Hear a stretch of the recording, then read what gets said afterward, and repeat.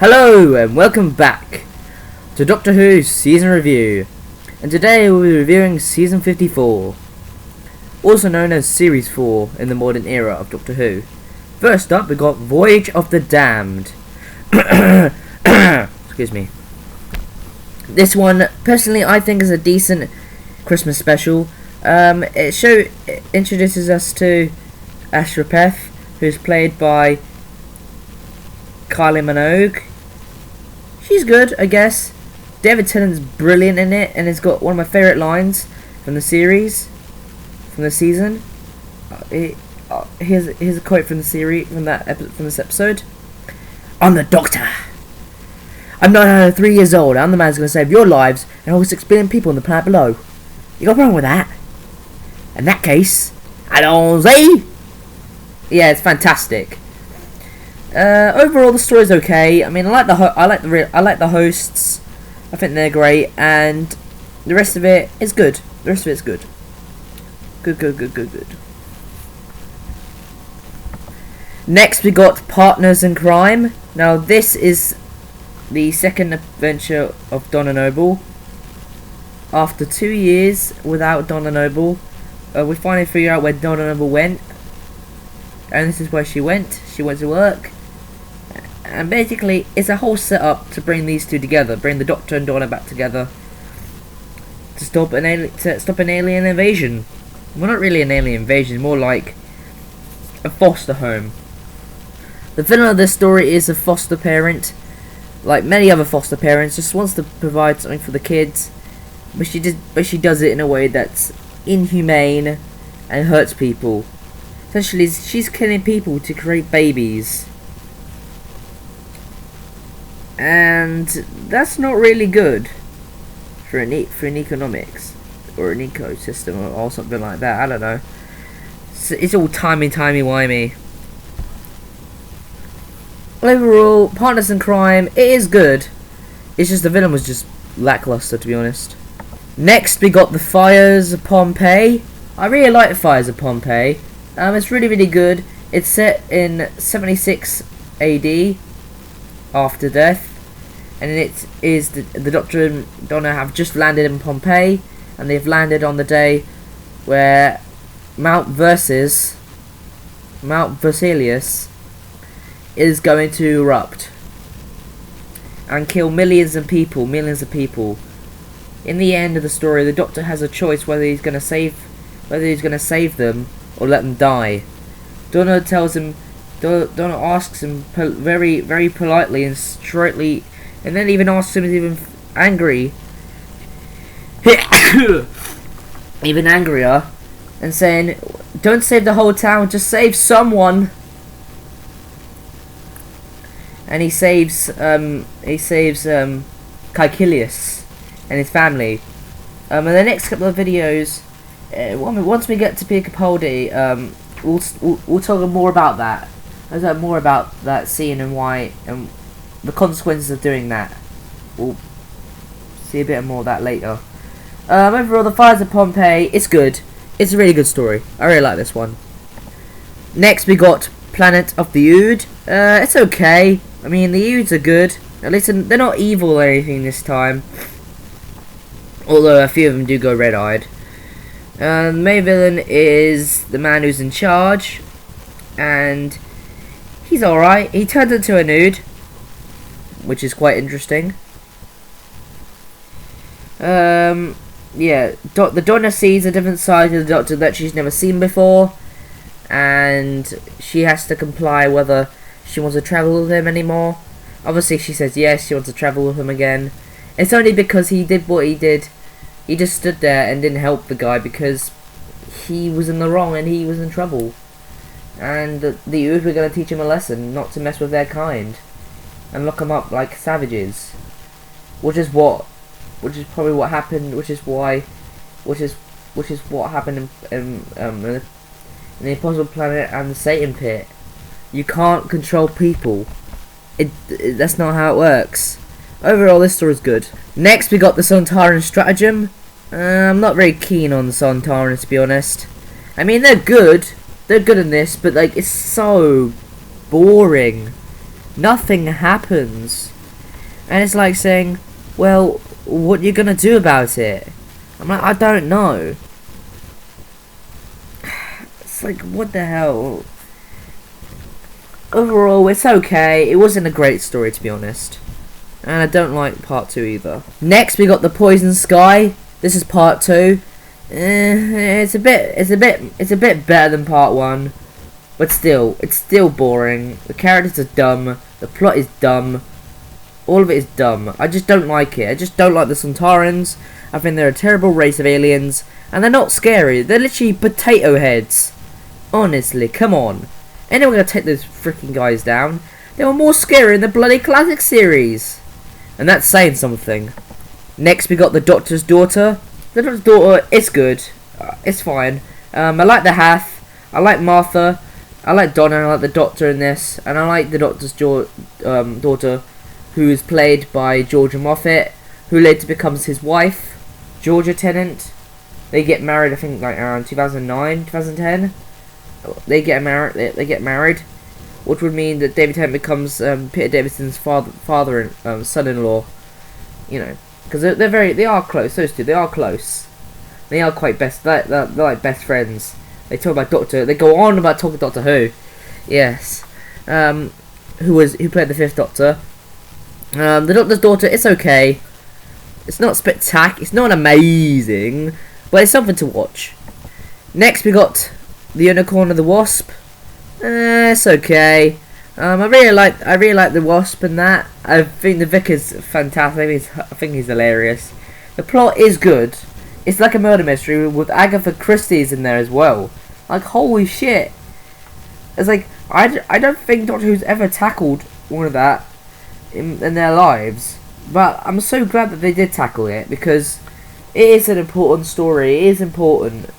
And that, truth be told, Agatha Christie did those things. She did do those things.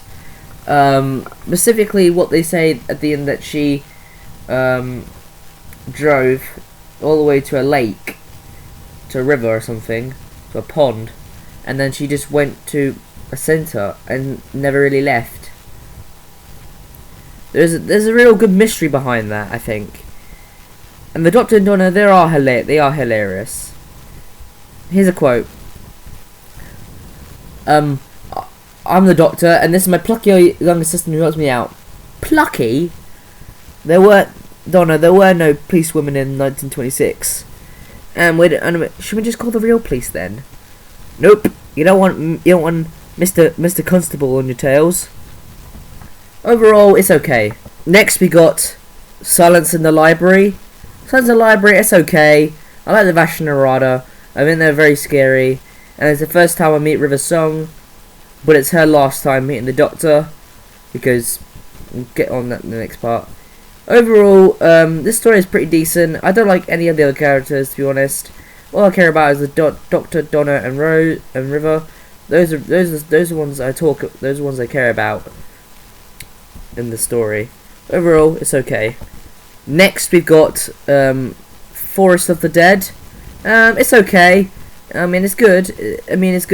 The ending is quite sad. River kills herself to save the Doctor, but then he uses the last bit of her sonic screwdriver, which has a hard drive in it, or has her memories and all that. He puts it into he puts her into the library computer, and that's how she lives on. That's how the 11th Doctor was able to see her in Name of the Doctor. She was still in the library.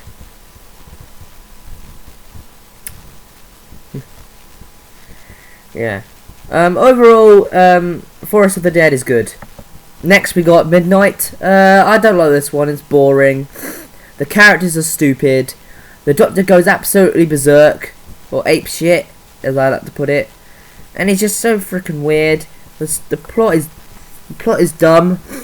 The story is dumb, and overall, I just don't like it.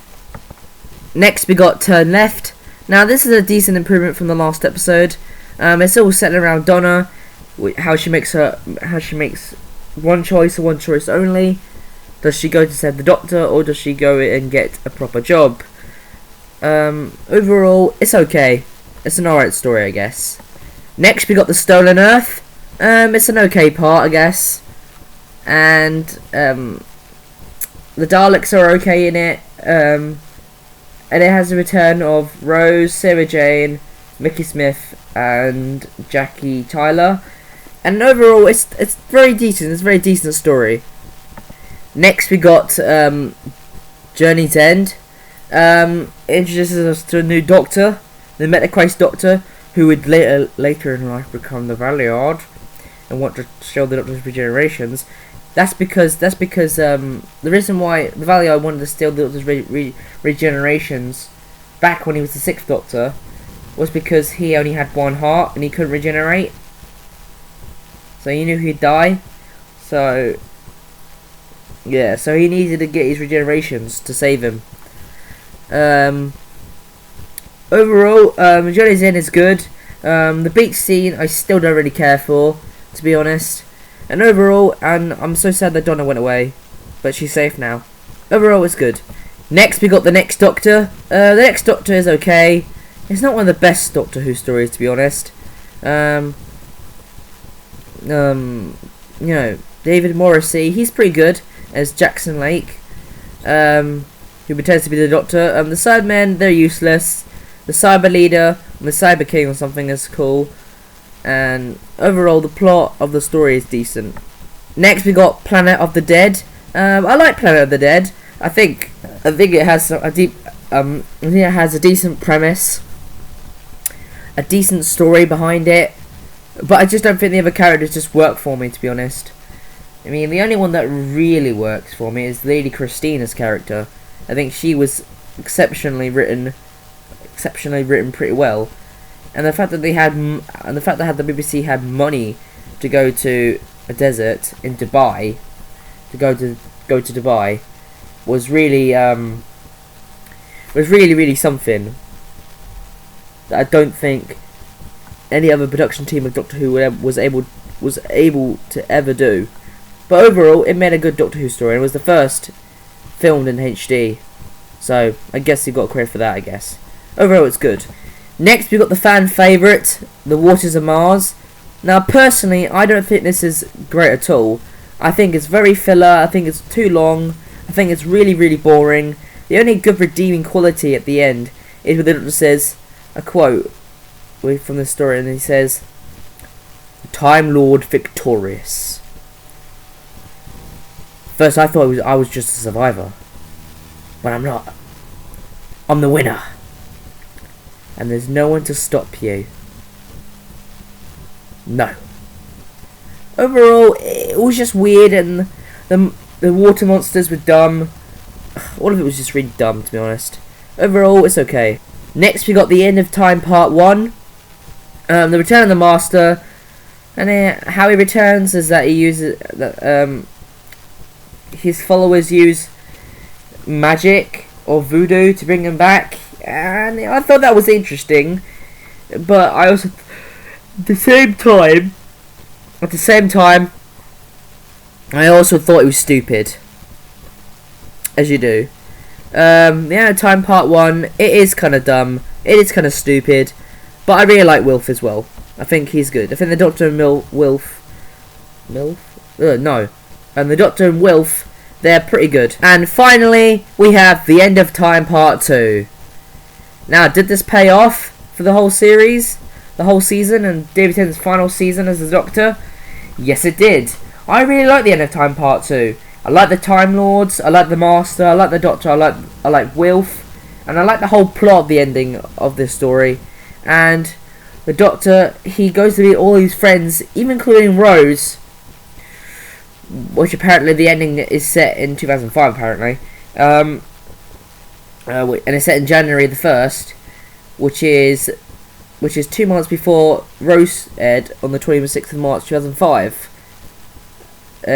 Rose, I guess in the timeline, Rose, the episode Rose, aired 2 months later, when she met the Doctor. The ninth Doctor. I mean the Doctor, I mean the ninth Doctor. And then the whole series 1 and that started. Kicked off from there.